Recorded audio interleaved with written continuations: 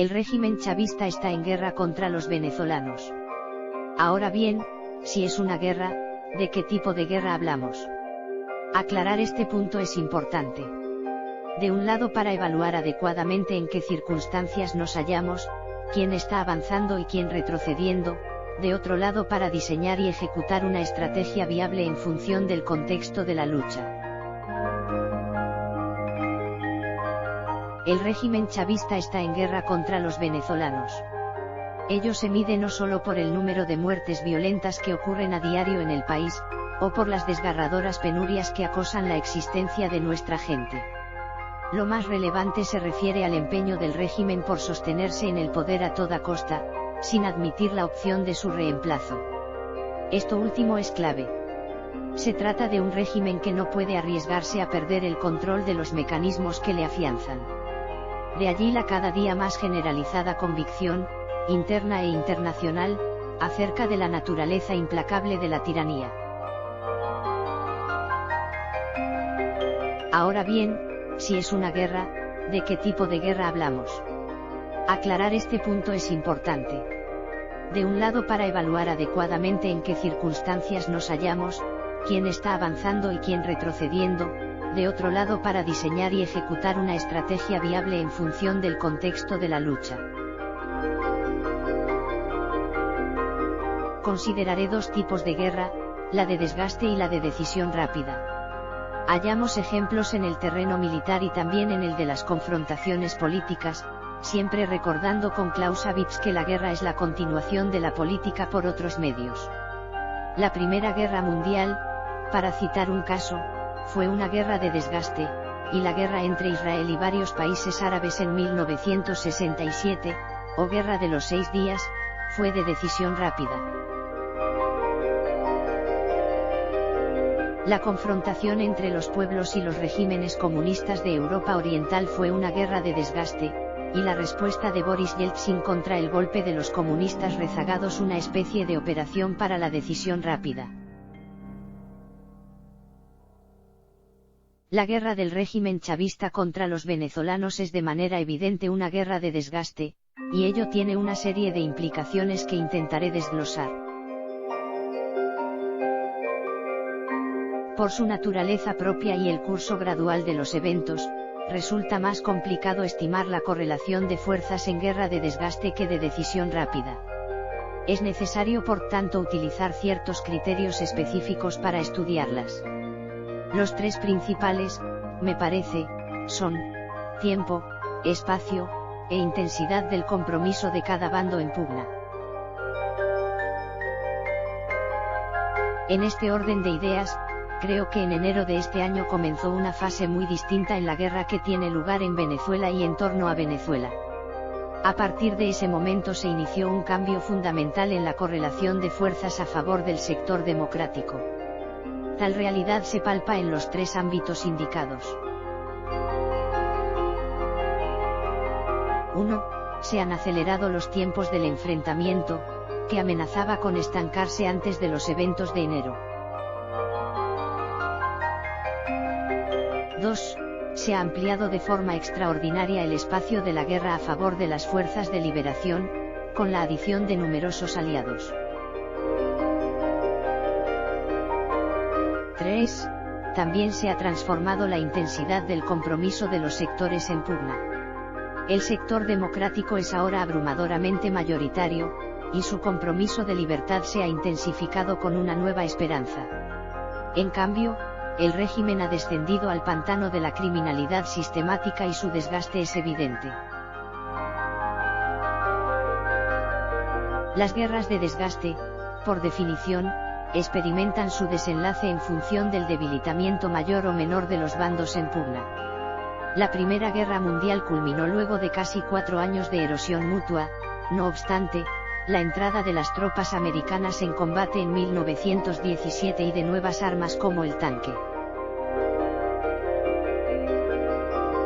contribuyeron a que los poderes centrales, Alemania, Austria-Hungría y Turquía, colapsasen psicológicamente en 1918, con su frente interno a punto de estallar en una insurrección. En el caso de la guerra de Troya, otra guerra de desgaste, el final lo produjo el uso de una treta o estratagema, el famoso caballo de Troya, que generó una sorpresa estratégica y la ruptura del precario equilibrio bélico, luego de 10 años de combates. En mi opinión, insisto, en la guerra venezolana el régimen está sufriendo un desgaste rápido y profundo, en cambio el sector democrático se ha venido fortaleciendo de manera palpable. Para captarlo es necesario realizar un viaje con la imaginación y trasladarse a principios de enero pasado, cuando el panorama lucía muy distinto y la desilusión se propagaba entre la gente. Lo más significativo a partir de entonces ha sido y es el férreo compromiso del gobierno de los Estados Unidos con la libertad de Venezuela. Entiendo que el largo combate, las penalidades diarias y las frustraciones acumuladas generan a veces desaliento, pero hay que examinar con objetividad las situaciones. El gobierno de Donald Trump respalda con inflexible constancia la lucha por la liberación de Venezuela. Les mueven, desde luego, motivaciones geopolíticas, pero con base en una estrategia muy diferente a la miope y deleznable actitud de Barack Obama con relación a Venezuela y Cuba. Percibo en Donald Trump, John Bolton, Mike Pompeo, Marco Rubio, Elliott Abrams y otros un sentido de obligación moral, de deber, de responsabilidad sólidamente asumidos frente a la tragedia venezolana. A principios de 2019, Nicolás Maduro y sus secuaces y aliados podían vislumbrar un panorama que les complicaba los planos económico y social, pero que no mostraba grietas graves y apremiantes en los planos político interno y geopolítico internacional. Esto ha cambiado sustancialmente. Entramos a otro tiempo, a otro espacio y a otra definición del compromiso. La impaciencia es natural entre los que ansiamos la liberación del país, pero ello no significa que la impaciencia sea buena consejera. De hecho no lo es. Las guerras de desgaste exigen un análisis ponderado de las variaciones en la correlación de fuerzas, y una estrategia ajustada a ese análisis. Es cierto que las expectativas que se cifraron el pasado 23 de enero no tuvieron las consecuencias deseables, en el corto plazo. Tal vez quisimos transformar como por arte de magia una guerra de desgaste en otra de decisión rápida, sin haber entendido que la nueva fase estaba empezando, y no a punto de concluir de inmediato. Sin embargo, ese revés táctico no fue en modo alguno una derrota estratégica. Por el contrario, a partir de esa coyuntura la lucha democrática ha estado navegando con el viento a favor. Mi impresión es que Washington ha ajustado sus percepciones acerca de cuál es y dónde yace el centro de gravedad de la tiranía chavista. Ese centro de gravedad no se encuentra en el sector militar tradicional. Las expectativas acerca de un quiebre interno de la institución armada tradicional en Venezuela no son lo decisivo. Ese quiebre, a mi modo de ver, puede ocurrir y seguramente ocurrirá, pero será otro factor entre varios, un punto culminante adicional en un proceso de desgaste del régimen, que está teniendo lugar en diversos terrenos al mismo tiempo. El centro de gravedad del régimen es el lazo que le ata a Cuba, y de allí la importancia de la expansión geopolítica del conflicto, por parte de Estados Unidos, contra la Cuba castrista y sus aliados. Rusia y China seguirán realizando gestos de apoyo hacia Maduro, pero su nivel de compromiso, para no hablar de sus verdaderas capacidades económicas y militares con incidencia en Venezuela, son muy inferiores a los de los Estados Unidos. El ajedrez estratégico se juega principalmente en la oficina oval de la Casa Blanca, el resto de factores, si bien no deben subestimarse, tienen menos peso. La misión de la oposición es consolidar el frente interno, transmitir confianza a nuestros aliados y en especial a Washington, y seguir resistiendo y desgastando al régimen.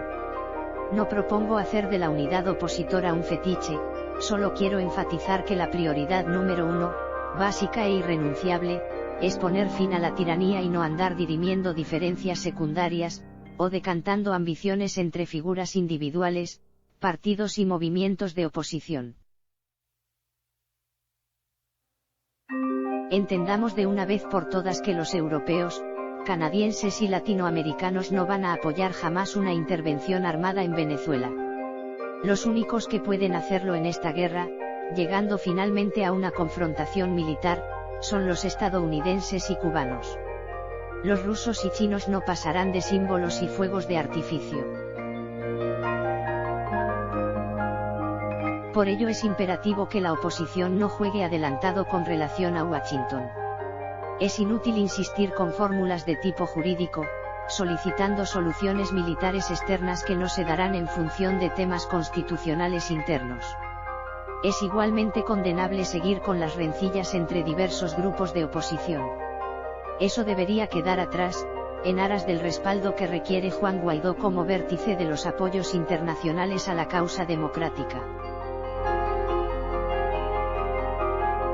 La impaciencia y pérdida del sentido de las prioridades solo nos acarrearán sinsabores y fracasos. No soy ciego ni sordo ante el sufrimiento de nuestra gente, y entiendo la impaciencia de muchos, pero insisto, la lucidez y realismo político en el análisis, la constancia, la coherencia estratégica, la solidez del compromiso y la unidad en torno a Guaidó son fundamentales. Ha cambiado la correlación de fuerzas y se colocó a nuestro favor. No desperdiciemos lo ya conquistado.